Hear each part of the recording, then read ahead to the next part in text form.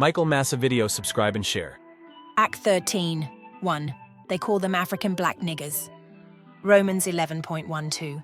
Now if their stumbling means riches for the world, and if their fall means riches for the Gentiles, how much more will their full participation mean? Romans 11.15. For if their rejection results in reconciliation of the world, what will their acceptance bring but life from the dead? 2 Corinthians 6.10. As sorrowful and yet always rejoicing, as poor and yet enriching many, as having nothing and yet possessing everything. Been poor yet rich, who can understand the meaning? Revelation 2:9.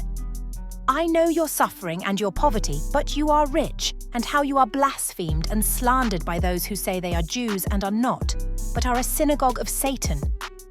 2 Corinthians 8.9.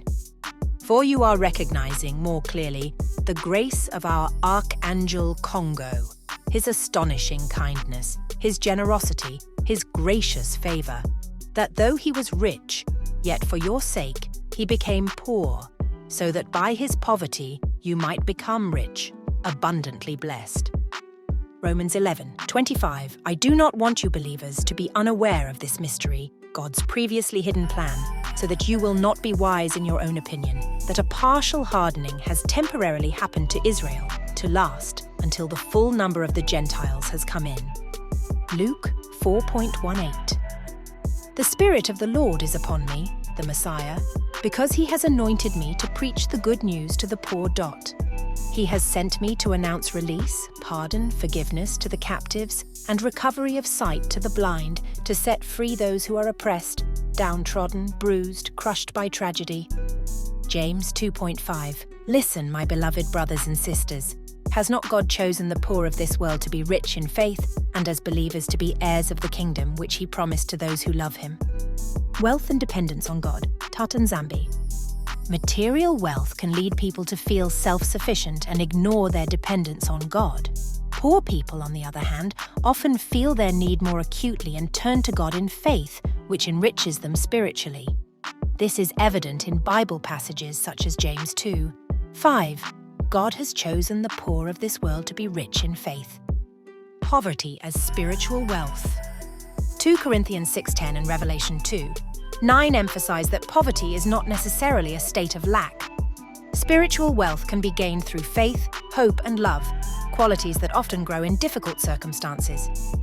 The central message of these passages is that God looks at the heart, and true riches are found in faith, humility, and trust in him. It is an invitation to look beyond material values and see the larger spiritual realities.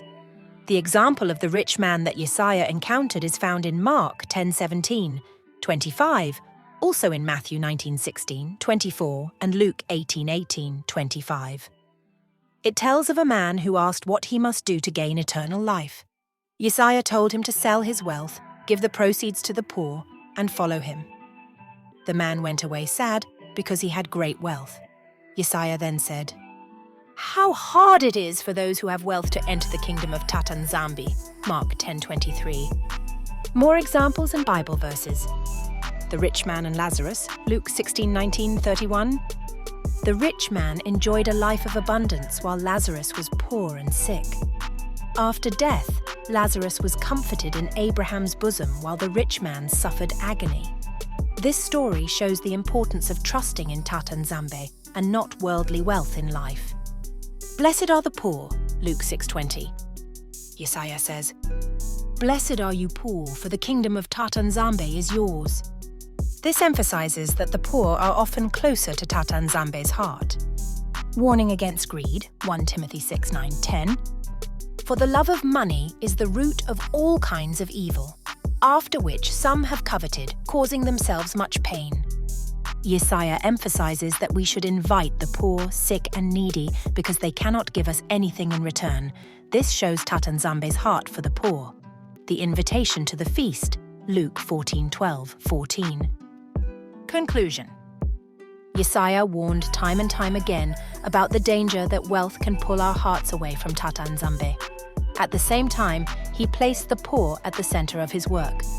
True discipleship means giving up everything that separates us from Tata Nzambe and serving others in love.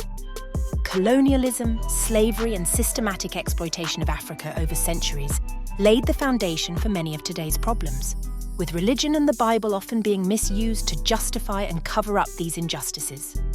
The role of the Bible and religion in oppression. Colonial powers and slave owners used religious texts to justify oppression and promote an ideology of superiority. The teachings of Yesaya, which actually emphasize love, justice, and equality, were twisted to support injustices. Africa's contribution and exploitation. Minerals and raw materials. Africa is rich in natural resources such as gold, diamonds, oil, and rare earths. These raw materials have enabled the industrialization and wealth of the West, while often leaving African populations in poverty. Human contribution. The transatlantic slave trade kidnapped millions of Africans and forced them to work in inhumane conditions. Their labor laid the foundation for the prosperity of many Western nations. The global community in Africa's rise. Many powerful nations still benefit from the economic and political instability in Africa, whether through unfair trade, economic sanctions, or the influence of multinational corporations. The middle class and wealthy worldwide live in a system that indirectly benefits from the exploitation of Africa, whether through cheap raw materials, cheap labor, or economic dependence. Hope and resistance. Africa's resistance. Despite this history of exploitation, Africa is rising. The young generation, innovation, and growing awareness of historical injustices are creating hope. Faith and strength.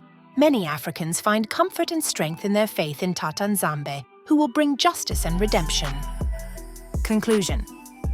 The exploitation of Africa is one of the greatest injustices in human history. But there is hope that through unity, awareness, and justice, Africa's true strength will shine. The world must realize that a coexistence based on justice benefits everyone. Michael Massa video, subscribe and share.